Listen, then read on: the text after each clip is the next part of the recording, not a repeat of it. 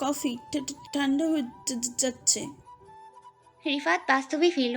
নিজের হাত ছট করে সরিয়ে নিল রিফাত। মাথা বাঁকিয়ে কপালে বুড়া আঙ্গুল ঘষে। পাশে তাকাতেই দেখলো ইয়ানা নেই। নীল রঙের ওড়না মুহূর্তেই দরজার কাছ থেকে উড়ে বেরিয়ে গেল। রিফাত দীর্ঘশ্বাস ফেলে, সামনে চুল টেনে ধরে। কীভাবে তাকিয়েছিল সেই ইয়ানার পানে। নিজের উপর বিরক্ত হলো। কফির মগ হাতে তুলে ব্যালকনিতেই চলে গেল। ডিনার টেবিলে বসে ভাতের উপর আঙ্গুল চালিয়ে যাচ্ছে ইয়ানা। রিফাত কোনো চোখে সবটাই পরখ করছে। হিয়ানার প্রতিটা মুভমেন্ট অত্যন্ত সূক্ষ্মভাবে দেখছে সে। রিফাত, মিস্টার আফতাব এবার আওয়াজ শুনে রিফাত করা কিসে তার দিকে তাকালো। জি।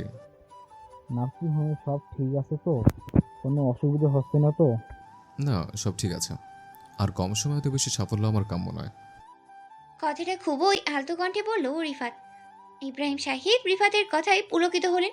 নাতির সফলতায় তার বুক যেন চওড়া হয়ে যায়। মনে মনে আল্লাহর শুকরিয়া আদায় করে। ততপর রিফাতের কাঁধে হালকা চাপিয়ে গর্ভের সুরে বলে, সাফল্য হবেই বা না কেন, নাতি আমার বিদেশ ফেরত ডাক্তার, তাও আবার হৃদয় বিশেষজ্ঞ।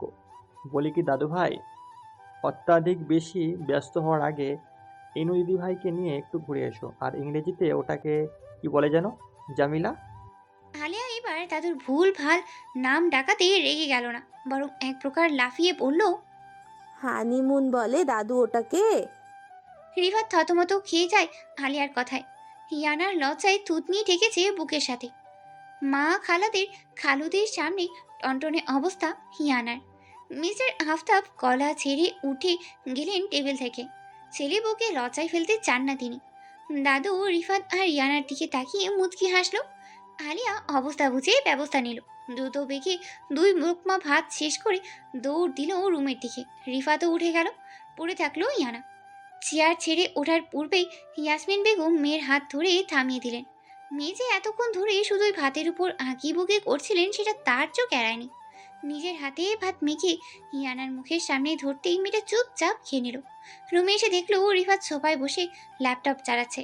ডাইনিং টেবিলের ঘটনা মনে পড়তেই কেমন লজ্জা লজ্জা লাগলো। হিয়ানা গুটি গুটি পায়ে ফ্রেশ হয়ে শুয়ে পড়লো বিছানার এক কোণ ঘেঁষে। আর মুহূর্তেই তরে গেল ঘুমের সাগরে। বেশ রাত পর্যন্ত রিফাত কাজে ব্যস্ত থেকে মুক্তি পেয়ে বিছানায় গেল। বেঘরে ঘুমিয়ে থাকা ইয়ানার ঘুমের মধ্যে দূরত্ব গুছিয়ে ফেলল। ঝাপটে ধরল রিফাতকে খোল বালিশ ভেবে। রিফাতের প্রশস্ত বুকে নিজের জায়গা খুঁজে নিল ইয়ানা। মুখ গুজে দিল রিফাতের গলা দেশে। ইয়ানার উষ্ণ নিঃশ্বাস রিফাতের গলা বুকে দখল করছে। যুবক বয়সের বেসামাল ইচ্ছে রিফাতকে ধরা দিল, কিন্তু তার প্রকাশে নিষেধাজ্ঞা জারি করল সে। ইয়ানাকে সরানোর চেষ্টা করে হিতের বিপরীত হলো। আরও দৃঢ় হলো ইয়ানার বন্ধন। চোখ বুঝে রুদ্ধশ্বাস ফেলে হারিয়ে গেল সেও তন্দ্রার রাজ্যে। আজ একটাও ক্লাস বাঙ্ক করেনি ইয়ানা আর রাতিকা। দীর্ঘ সময় ক্লাসে মশগুল থাকার কারণে দুজনেই বেশ ক্লান্ত। তৃতীয় সেমিস্টারের পরীক্ষা ও এগিয়ে আসছে। সময় ভীষণ চঞ্চল, কেমন জানি কিশোরী চরিত্রের ন্যায় খুশ মেজাজি ছুটে চলেছে। এদিকে প্রিয় বান্ধবীর মেজাজ ও আজকাল বেশ উড়ন্ত। ইয়ানা চোখ ফাঁকি যাচ্ছে না আতিকার পরিবর্তিত চিত্ত। মেয়েটার গাল দুটো সর্বক্ষণ কেমন লাল হয়ে থাকে, চোখে মুখে কেমন অস্থির ভাব। আজ সারাটা ক্লাস জুড়ে তার কালো কালির কলমের খাপ মুখে নিয়ে কামড়িয়েছে মেয়েটা, কিন্তু কিছু বললেই কেমন লাজুক ভঙ্গিতে কথা বলছে সে। ইয়ানা সন্দেহ হয়েছেটা কি মেয়েটার। কৌতূহল জন্মেছে, শুধু প্রশ্ন করছে না। ফোন আলাপ শেষে এগিয়ে এলো আতিকা। ইয়ানা চোখ ছোট ছোট করে বলল, কি ব্যাপার বলতো, ফোনে আজকাল একটু বেশি ব্যস্ত থাকিস, অনলাইনে থাকিস সর্বসময়, চোখে মুখে কেমন লাজুক ভাব। এই, তুই আমায় লুকিয়ে বিয়ে টিয়ে করিসনি তো? অত্যাধিক সংশয় প্রকাশ করে কথাগুলি বলল ইয়ানা। আতিকা চোখ দুটো পিটপিট করলো। এদিক ওদিক তাকিয়ে নার্ভাস হাসি ফুটিয়ে তোলার চেষ্টা করলো। ইয়ানা ছোট ছোট চোখ করে পরখ করলো সবটা। আতিকা আমতা সরিয়ে বলল, আরে না না না, পাগল নাকি? তুই যেরকম ভাবছিস ওরকম নয়। তাহলে কি করুম? ধুর, আচ্ছা শোন, মা ফোন করেছিল, বললো আজ বাড়িতে জলদি ফিরতে, কারণ বললো না। ইয়ানা রুদ্ধশ্বাস ছেড়ে বলল, এখনো চলে যাবি? মিনু, তোকে কি রিফাত দাভাই নিতে আসবে? রিফাতের নাম শুনেই বুকটা ধুকপাক করে উঠল ইয়ানার। চিত্ত আকুল হলো কেমন। হলদি শুভ্র চেহারার একটা মোহনীয় ভাব স্পষ্ট হলো। লোকটার তার প্রতি সেবা যত্ন তীক্ষ্ণ অনুভূতিতে তার পাশে দাঁড়ানো, তাকে মনোবল দেওয়া, আর তো তার জন্য নিজের ক্রুদ্ধ রূপ জাহির করতেও দ্বিধা বোধ করেনি লোকটা। এই কয়েকদিনে রিফাতের প্রতি আলাদা এক প্রকার অনুভূতি সৃষ্টি হয়েছে। হৃদ মাঝারে কেমন নড়বড়ে পরিবেশের আবির্ভাব ঘটেছে। আধিকার করা প্রশ্ন মাথা নাড়ালো। লোকটাকে তো আজ সকালে চোখেই দেখেনি, তাহলে কি আজ রিফাত তাকে নিয়ে আসবে না?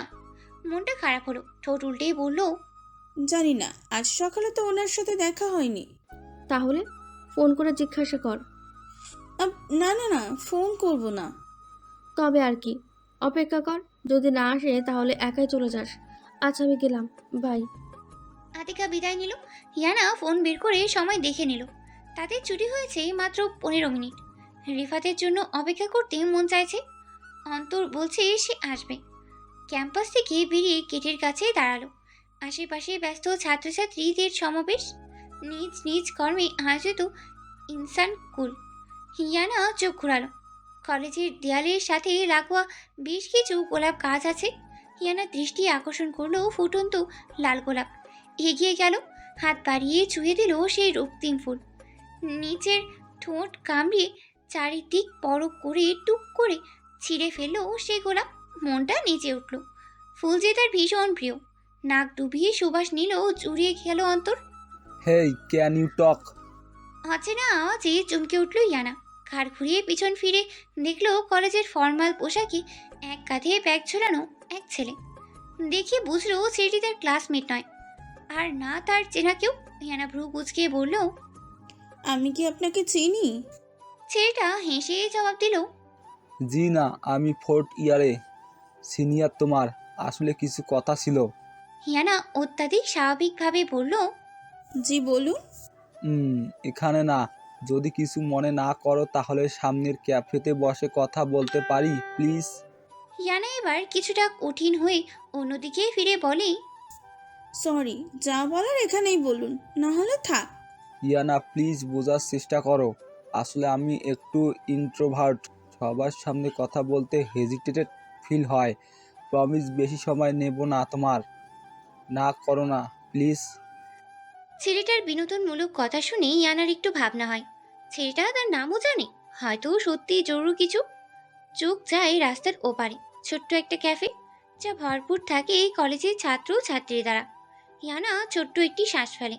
রিফা তো এখনো এসে পৌঁছায়নি। মনে মনে ভাবল, ছেলেটির বক্তব্য শুনে আবারও এসে এখানেই দাঁড়াবে, অপেক্ষা করবে রিফাতের জন্য। যা বলার তাড়াতাড়ি বলুন। কিছু অর্ডার দিই, তারপর না হয়? জি না, আমি খেতে আসিনি। আপনারা বক্তব্য রাখেন, সেটার জন্যই এসেছি। ছেলেটি ইয়ানা দৃঢ় বাক্যে হাসল, তারপর বুকের ফুলিয়ে শ্বাস টানল। নার্ভাস লাগছে ভীষণ। জীবনের সব অনুভূতির স্বীকারোক্তি অত্যাধিক কঠিন। ইয়ানা তার কথা শোনার অপেক্ষায় আছে দেখে ছেলেটি সময় নষ্ট করল না। অত্যন্ত নমনীয় সুরে বলল, আমার নাম আরহান। কিসে পড়ি তা তো আগেই জানিয়েছি। প্রায় 6 মাস আগে আমি তোমায় দেখেছি, আর দেখতেই সর্বনাশ ঘটে আমার। চিতা থেকে নিজেকে এতদিন দূরে সরিয়ে রেখেছিলাম, তাতেই জড়িয়ে পড়লাম। বলতে পারো লাভ অ্যান্ড ফার্স্ট সাইট হয়েছে তোমায় দেখে। অনেক চেষ্টা করেছি তোমায় ভালো না বাসার, কিন্তু আমি ব্যর্থ। ইয়ানা, আমি তোমায় ভালোবাসি। আমায় ফিরিয়ে দিও না। সময় না, উত্তর দাও। আমি অপেক্ষায় থাকবো। ইয়ানার শান্ত মনোভাব, হৃদয় অস্পষ্ট কায়া, মস্তিষ্ক ভোম। ভালোবাসার শব্দ আনমনে আলোড়নে ভেসে উঠল রিফাতের চেহারা। চমকে উঠল চিত্ত। ছেলেটির আকুল দৃষ্টি ইয়ানাতেই স্তব্ধ। জিব্বা দিয়ে ঠোঁট ভিজালো ইয়ানা। ছেলেটির দিকে না তাকিয়েই বলল, অপেক্ষায় মানুষ তখন থাকে যখন সামনের মানুষটির দিক থেকে সূক্ষ্ম আশার দেখা মেলে, শব্দ হোক কিংবা নিঃশব্দে। আপনার অনুভূতিকে সম্মান জানাই, কিন্তু আমি আপনাকে কোনো আশায় রাখবো না। আমার উত্তর বুঝেছেন অবশ্যই। কথাটি বলেই ইয়ানা উঠে দাঁড়ালো, ব্যাগ কাঁধে নিয়ে পা বাড়ালো। কিন্তু ছেলেটির কথায় পা জোড়া থেমে গেল। অন্য কেউ আছে নাকি জীবনে? মনের ঠিকানায় তার বসবাস। ইয়ানা ফিচলি হাসলো, ঘুরে তাকিয়ে বলল, মনের ঠিকানা তারই নামের, হাত তার, হৃদয় দুটোই তার। খুব ভালোবাসো বিএফকে? হুম, স্বামী। চলে গেল ইয়ানা। ছেলেটির চিবুক ঝুলে আছে, মনের কোণে ব্যথা অনুভব করতে পারছে। প্রথম অনুরাগের অনুভূতি এতটা বেদনাদায়ক, জানলে এই অনুভূতি হতে সে সীমাহীন দূরত্ব বজায় রাখত। চোখের কোণে বাড়িকণা জমাট বেঁধেছে, মুখের ভেতর চিনচিনে ব্যথাটা ক্রমশ বাড়ছে। মেয়েটা বিবাহিত, কারো অর্ধাঙ্গিনী কথা ভেবেই ধপ করে বসে পড়লো চেয়ারে। আরে দাদু ভাই, তুমি এই সময়? আচ্ছা এসেছো, তখন ভালোই, একসাথে দুপুরে খাবো। না, খিদে নেই। গম্ভীর স্বরে কথাটি বলেই গটগট আওয়াজেই সিঁড়ি বেয়ে চলে গেল নিজ রুমে রিফাত। এদিকে ইব্রাহিম সাহেব ইয়ানার কথা জিজ্ঞাসা করবে তার সুযোগই পেলেন না তিনি। রুমে এসে ধারাম করে দরজা বন্ধ করে, কাঠের টি টেবিলে সজোরে এক লাথি মারে। নিজের রাগ কিছুতেই সংবরণ করতে পারছে না রিফাত। অস্থির মনোভাব রিফাতের। দুই হাতটি মাথার পিছনের চুল খামচিয়ে ধরে রুম জুড়ে পাচারি করছে। ফুসফুস করে নিঃশ্বাস নিচ্ছে সে। কঠিন চেহারা, কপালের রগগুলি অস্বাভাবিক, শরীরের প্রত্যেক শিরায় উপশিরায় যেন জোশ কেলে যাচ্ছে। মনে পড়ছে কাচের মোটা দেয়ালের ওই পাশে ইয়ানার সাথে এক ছেলের দৃশ্য। ইয়ানার হাতে ছিল এক লাল গোলাপ, যা দেখে বুঝতে বাকি রইল না ছেলেটির মনোভাব ইয়ানার ক্ষেত্রে কি। রিফাতের ব্যাকুল অন্তর, ইয়ানাকে শুধুই তার দায়িত্ব ভাবা মনটা এখন যেন কোথায় গায়েব। রিফাত নিজেকে সংযত রাখতেই সিগারেট ধরায়, একটা, দুইটা, তিনটে, হয়তো তার থেকেও বেশি।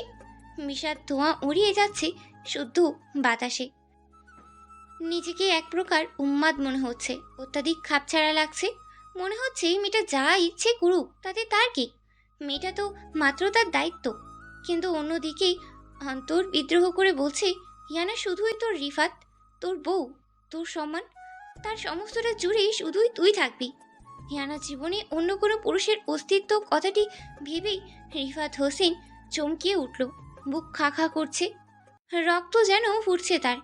সময় গড়ালো, ঘড়ির কাঁটা ঘুরে চলল আপন গতিতে। আপনি কখন এলেন? জানেন, আপনার জন্য অপেক্ষা করতে করতে শেষে আমি অটো করে এসে পড়েছি। ফোন করিনি, ভেবেছি আপনি ব্যস্ত। কাঁধের ব্যাগ সোফায় রেখে বেলকনির দিকে এগিয়ে আসতে আসতেই কথাগুলি বলল ইয়ানা। রিফাতকে দেখে সেও কিছুটা বিস্মিত হয়েছে। ক্যাফে থেকে বেরিয়েও রিফাতের জন্য অপেক্ষা করেছিল সে, কিন্তু শেষে হতাশ হয়ে নিজেই এসে পড়েছে।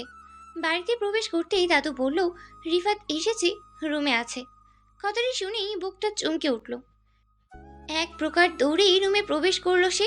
হিয়ানার আওয়াজ কর্ণ সীমানায় ঠেকতেই রিফাত চোখ বুঝে তাতে দাঁত পিষে বলল, এত দেরি হলো কেন ফিরতে?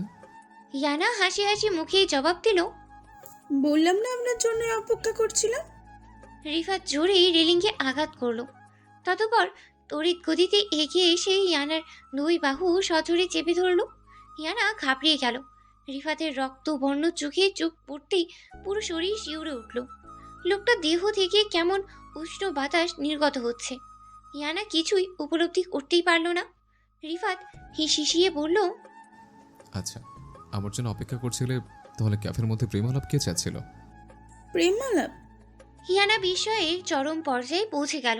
লোকটা বলছে কি? তার মানে রিফাত তাকে আনতে গিয়েছিল? হিয়ানা ঠোঁট চেপে ধরল, ব্যথা অনুভব করছে বাহুতে। রিফাতের ভুল ভাঙতেই হিয়ানা কাপা কণ্ঠে বলল, কি কি কি বলছেন আপনি? ভুল ভাবছেন, সেরকম কিছুই না। হাতের দৃঢ়তা বাড়ল, যেন এবার ইয়ানার নরম চামড়া ভেদ করে রিফাতের আঙ্গুল প্রবেশ করবে মিটের মাংসে। ইয়ানাকে টেনে আরো কাছে নিয়ে আসলো। ইয়ানা চোখ মুখ খিচে রইল, গলা ভারী করে আসলো। আমি ভুল ভাবছি, তাই না? নিজের চোখে দেখেছি তোমাকে ছেলেটির সাথে। এই, কলেজে কি করতে চাও? প্রেমলীলা চালাতে? মেরে ফেলবো ইয়ানা। আমার সম্মান নিয়ে ছোরখানি করলে আমার থেকে খারাপ কেউ হবে না। ব্যথা পাচ্ছি, ছাড়ুন, আমায় লাগছে। লাগছে তো আমার, একদম এইখানে। মুখের বাঁ পাশে তর্জনী আঙ্গুল দিয়ে আঘাত করে। ইয়ানা এবার হুড়হুড় করে কেঁদে ফেলল। রিফাতের কঠিন কথা তার ছোট্ট হৃদয়কে নাড়িয়ে দিয়েছে। সে তো কিছুই করেনি। রিফাত একটা বারও তাকে সুযোগ দিচ্ছেই না নিজেকে সঠিক প্রমাণ করার। ফুপিয়ে কাঁদছে ইয়ানা। রিফাত এবার কিছুটা শান্ত হয়, ছেড়ে দেয় ইয়ানার বাহু। মেয়েটার কান্না তার সহ্য হচ্ছে না। হাত মুষ্টিবদ্ধ করে জোরে প্রশ্বাস ছাড়ছি রিফাত। রাগের বশে ইয়ানাকে বেশ কষ্ট দিয়ে ফেলেছে।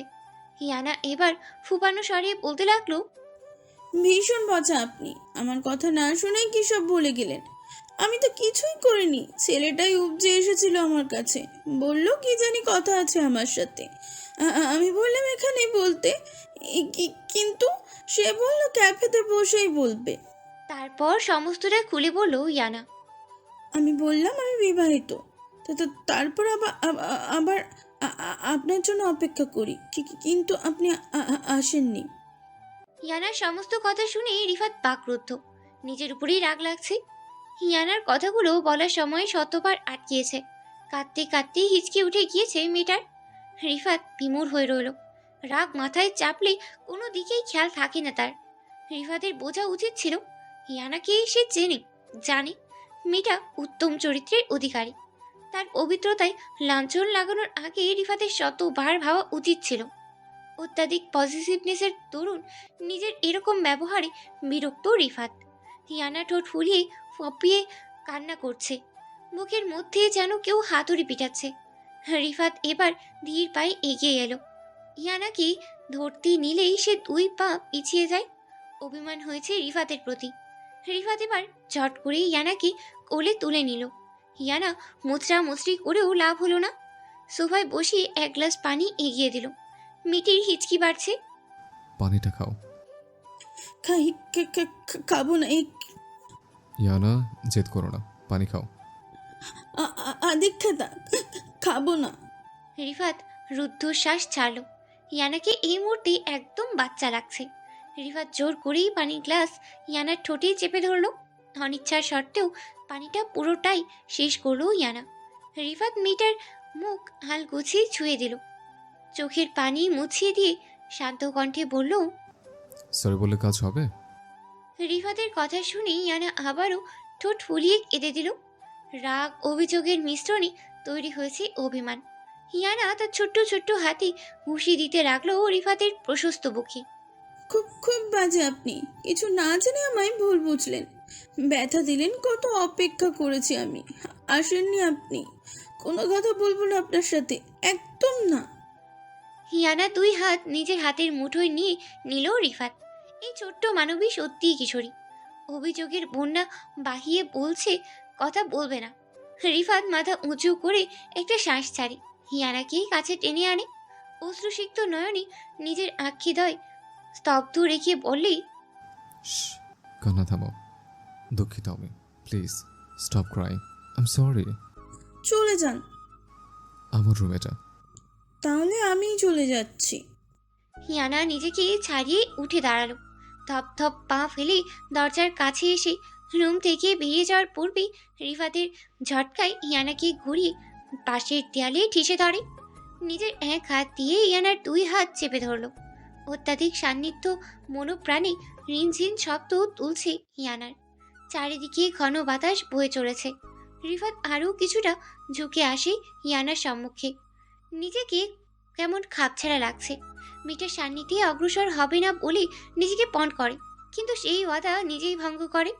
এখন এই মুহূর্তে প্রচণ্ড আবেগের বশে ভিড় করেছে রিফাতের হৃদয়। এত কিছুর মধ্যে কখন ইয়ানার মাথা হতে ওড়না সরে গিয়ে তার কেশ জোড়া পড়েছে মুখের সামনে তা আন্দাজ করা গেল না। রিফাত হাত উঠিয়ে সামনে পড়া চুল আলতো খাতে ইয়ানার কানের পিছে গুজে দিতেই মেয়ে শিরশিরে কেঁপে ওঠে। খবরদার, এই রুম থেকে 1 পাও রাখবে না তুমি। রিফাতের কণ্ঠ কঠিন। ইয়ানা ঢোক গিলেই কিছু বলতে নিলেই রিফাত নিজের তর্জনী আঙ্গুল ইয়ানার অদর যুগলের মাঝ বরাবর রাখে।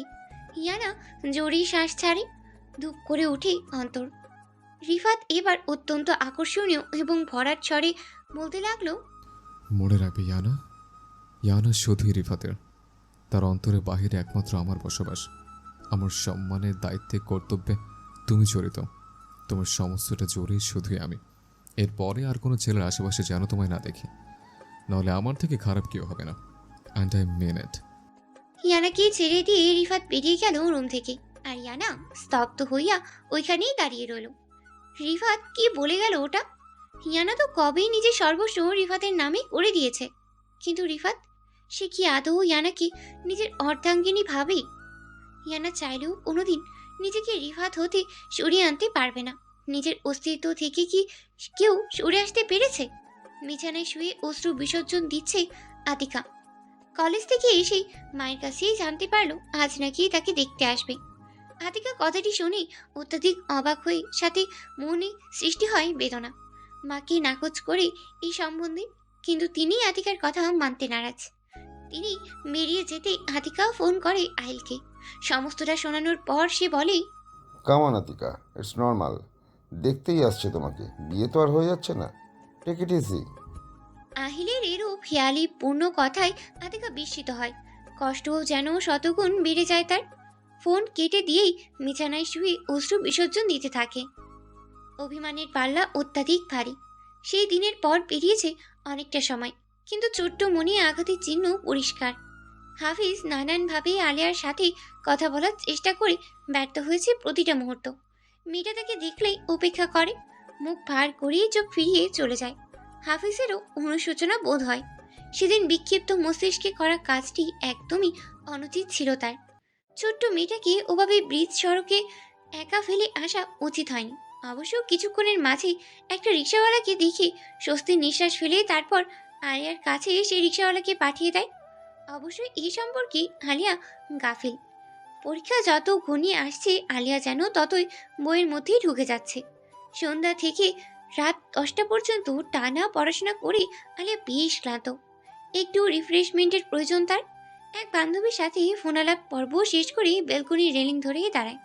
চোখ চাই হাফিজের রুমের খোলা বড় জানলার দিকে। রুমের লাইট অফ মানে হাফিজ রুমে অনুপস্থিত। আলিয়া চোখ ঘুরে ঠোঁট পাকায়। আপাতত ঠান্ডা স্নিগ্ধ হাওয়া উপভোগ করতে মগ্ন হয়ে পড়ে আলিয়া, কিন্তু তার এই মগ্নতা খুব বেশিক্ষণ টেকে না। হাতে থাকা মোটো ফোনের ভাইব্রেট কাঁপুনি আলিয়াকে কিছুটা বিরক্ত করে। স্ক্রিনের দিকে তাকিয়ে দিই আলিয়ার চোখ মুখের রং পাল্টে। হাফিজের কল। কল রিসিভ না করাই ফোনটি বাজতেই বাজতে একটা সময় বন্ধ হয়ে যায়। সেকেন্ড অতিবাহিত না হতে হতে হাফিজের আরেকটা কল আসে, আর সেটা আলিয়া ইচ্ছাকৃতই কেটে দেয়। সে চায় না এই মানুষের সাথে কথা বলতে, যে তাকে বিনা কারণে বীজ সড়কে ছেড়ে চলে আসে। একটা বার ফিরেও তাকায় না সে। এবার ফোন প্রাইভেট হয়ে আসে একটা মেসেজ হাফিজের দিক থেকে। ফোন না তুললে তোর অবস্থা কাহিল করবো আলু, আই সোয়ার। মেসেজটার মধ্যে কি ছিল তা জানা নেই, কিন্তু এই ঠান্ডা হুমকিতেই আলিয়া কিছুটা ভরকে যায়। সে চেনে হাফিজকে। ছেলেটার কোনো জিনিসের প্রতি যে চেপে বসলে সেটা যে করেই হোক নিয়ে ছাড়ে। ধূপ করে নিভে গেল আলিয়ার সব অভিমান। তৃতীয়বারের মতো ফোন প্রাইভেট হওয়ার সাথে সাথেই আলিয়া চট করে ফোন রিসিভ করেই কানে ধরল। ওই পাশ থেকে ভেসে এলো অত্যাধিক চাপা ধমক। হিসিসানি। অনেক বড় হয়ে গেছিস তাই না? ইগনোর করতেও শিখেছিস। আলিয়ার গলা জড়িয়ে এলো, কি বলবে কিছু খুঁজে পাচ্ছে না সে। হাফিজ আবারও বলল, কি হলো, কথা বল আলু। কথা না বললে তোরে বউ বানিয়ে সমস্ত অভিমানের পাহাড় ভেঙে গুড়িয়ে ফেলবো অন্য পদ্ধতিতে। তারপর দেখবো কোথায় যাস তুই। রাগের মাথায় হাফিজ কি বলছে সে নিজেও জানে না। সে জানে না তার এই ছোট্ট বউ বাক্যটি শ্রোতার মনে কেমন অশান্ত বাতাসের সৃষ্টি করেছে। ছোট্ট আলিয়া হাফিজের কথা শুনে অবাক হয়, সাথে কেমন একটা অনুভূতি তার চিত্ত আকুল করেছে। ঠোঁট নাড়িয়ে না চাহতেও বলে, তোমার বউ হব না আমি। সে সময় বলবে। দুজনই নিজের কথায় অত্যাধিক বিস্মিত। দুই দিক থেকেই ফুটল না কোনো বুলি। নিস্তব্ধ থাকলো বেশ কিছু সময়। এই নিস্তব্ধতার মাঝে আলিয়া শুনতে পেল ফোনের অপর পাশ থেকে ভেসে আসা কিছু মানুষের কথা। আচমকা ঠোঁটের কোলে ফুটে উঠল হাসির রেখা। অত্যন্ত চঞ্চলতার সাথেই বলল, আফিয়া আপি এসেছে? হাফিজ দীর্ঘশ্বাস ফেলে বলল, হ্যাঁ, সন্ধ্যার দিকে। আমায় জানাওনি কেন? জানানোর মতো কোনো সুযোগ দিয়েছিস আমায়? চুপ হয়ে গেল মেয়েটা। উত্তরে কি বলবে তা বুঝেই আসলো না। আপাতত সে আফিয়া আপির সাথে দেখা করতে পারলেই খুশি। কতদিন পর দেখা পাবে আপির। আমি যাচ্ছি আপির সাথে দেখা করতে। 10টা 15 বাজে, এখন আসবি মানে? চিন্তা নেই, তোমার কাছে যাচ্ছি না আমি। আমি যাচ্ছি আমার আপির সাথে দেখা করতে। আর এমন ভাব করছো যেন তোমাদের ঘর আর আমাদের বাড়ি এপার বাংলা আর ওপার বাংলা, যে যেতে পাসপোর্ট ভিসা লাগবে। হাফিজ বাকরুদ্ধ। মেয়েটাকে একভাবেই কথাটা বললে এটা আরেকভাবেই ফেলে। হাসছে হাসুক, হাফিজেরই লাভ। সরি বলার একটা চান্স পাবে। অবশ্য সে সরি বলার জন্যই আলিয়াকে কল করেছিল, কিন্তু এখন মন টানছে আলিয়াকে দেখে চোখের সামনে দাঁড় করিয়ে সরি বলবে। আজ রাত 8টা পর্যন্ত নিজেকে অবিবাহিত আর সিঙ্গেল বলে দাবি করা আতিকা এখন বিবাহিত। পবিত্র সম্পর্ক, বিয়ে নামক বন্ধনেই সে আবদ্ধ। নাম না জানা কোনো এক পুরুষের সাথেই সেই বিবাহ নামক অটুট বন্ধনে বেঁধে গেছে। নাম না জানা পুরুষ বললেই ভুল হবে, নাম তো তাকে বলা হয়েছিল কবুল বলার আগে, কিন্তু সে তখন মনের মধ্যে দমিয়ে থাকা রৌদ্র শ্বাস ফেলতেই ব্যস্ত ছিল। হৃদয়ের আকুলতা, হাহাকার তাকে গ্রাস করে ফেলেছিল। চোখের সামনে ভেসে উঠছিল সেই হৃদয়হীন পুরুষ আহিলের মুখশ্রী। নিজের উপর ধিক্কার জানাচ্ছে আতিকা। কিভাবে সে এমন পুরুষকে চেয়ে ফেলেছিল যে কিনা তার প্রতি বিন্দু মাত্র দায়িত্ববান নয়। কান্না করতেই করতেই চোখের পানি শুকিয়ে গেছে। হয়তো একেই বলে কিসমত, বিধান। আতিকা পণ করলো সে আর ওই লোকের জন্য চোখের পানি ফেলবে না। মেনে নেবে তাকে যে এখন তার মেহরাম, তার স্বামী। আতিকা, জামাই এসেছে তোর রুমে, ঠিকঠাক করে বস, দরকার পড়লে চোখে মুখে পানিতে। জানি তোরা দুজন একে অপরকে না দেখে বিয়ে করে ফেলেছিস, কিন্তু বিশ্বাস কর মা আমার, তুই অনেক সুখে থাকবি। ছেলে অনেক ভালো। ছেলের বাবা তোর আব্বুর পূর্ব পরিচিত, তাই তো তারা হুট করেই বিয়ের কথা বললেও না করতে পারিনি। আতিকা তার মায়ের কথা শুনল নিঃশব্দে, কিছুই বলল না, চুপচাপ উঠে ওয়াশরুমে চলে গেল। এমন নয় যে সে তার মা বাবার প্রতি রাগ বা অভিমান করেছে, কিন্তু তাও যেন তার মায়ের কথার প্রতি পরিপ্রেক্ষিতে কোনো কথা বলতে আর ইচ্ছাই করলো না।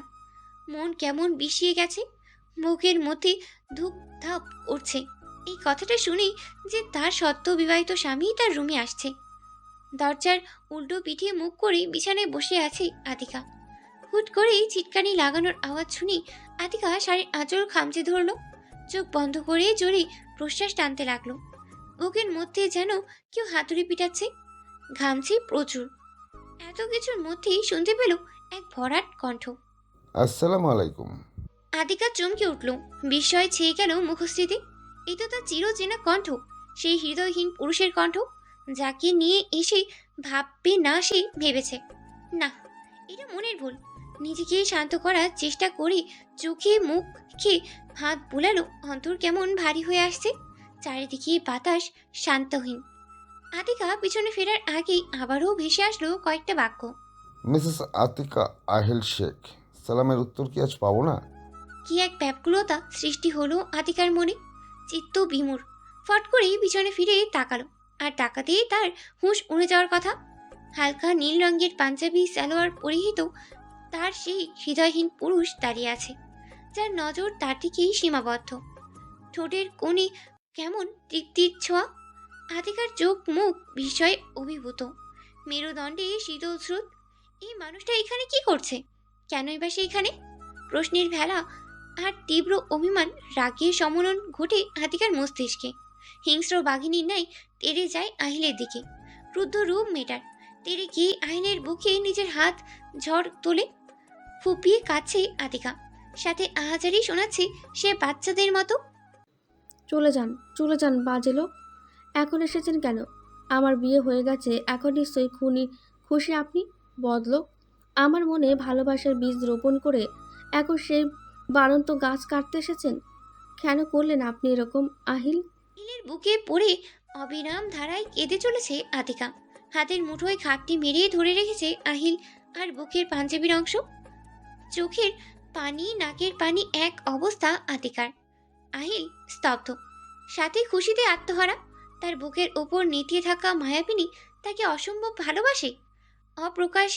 প্রকাশিত মিটির অনুভূতি আহিলকে প্রচণ্ড সুখের আবেশে তলিয়ে নিয়ে যাচ্ছে। আহিল তৃপ্তির হাসি ফুটে আতিকার মাথায় হাত রাখলো। আদুরে ছোঁয়া পেয়ে আতিকা আরো মিহিয়ে গেল। কান্নায় ছোঁয়া জায়গায় ফুপাচ্ছে মেয়েটা। নিজের বরকেই চলে যেতে বলছো আতিকা? Very bad. বর? একটু আগে আমি তোমায় কি নামে সম্বোধন করলাম, রিমেম্বার? আতিকা ভ্রু কুচকে আহিল থেকে কিছুটা সরে দাঁড়ালো। মনে করার চেষ্টা করলে আহিল সেই কাঙ্ক্ষিত বাক্যও মনে পড়ে। মিসেস আতিকা আহিল শেখ, তার মানে তার বর অন্য আর কেউ নয়, বরং তারই হৃদয়হীন পুরুষ। ভাবতেই মনের কোণে সৃষ্টি হলো ভালো লাগার বন্যা। কিন্তু পরক্ষণেই রাগ হলো। বিছানা থেকে বালিশ নিয়ে ছুঁড়ে দিল আহিলের দিকে। আহিল তা ক্যাচ করে হেসে উঠল। আতিকার সান্নিধ্যে অগ্রসর হতে হতে বলল, বন্ধুরা, এটাই ছিল আজকের গল্পের অংশ। সামনে কি হতে চলেছে? ভালোবাসার এই পথ কি আরো জটিল হবে, নাকি আরো কাছাকাছি আসবে দুটি মন? জানতে হলে অপেক্ষা করতে হবে পরবর্তী পর্বের জন্য। সেই পর্যন্ত আমাদের সাথেই থেকো। আর ভালোবাসার এই যাত্রা যদি তোমার ভালো লেগে থাকে, তাহলে অবশ্যই লাইক, কমেন্ট, শেয়ার এবং সাবস্ক্রাইব করতে ভুলো না। ধন্যবাদ আমাদের সাথে থাকার জন্য। কথা হবে পরবর্তী পর্বে।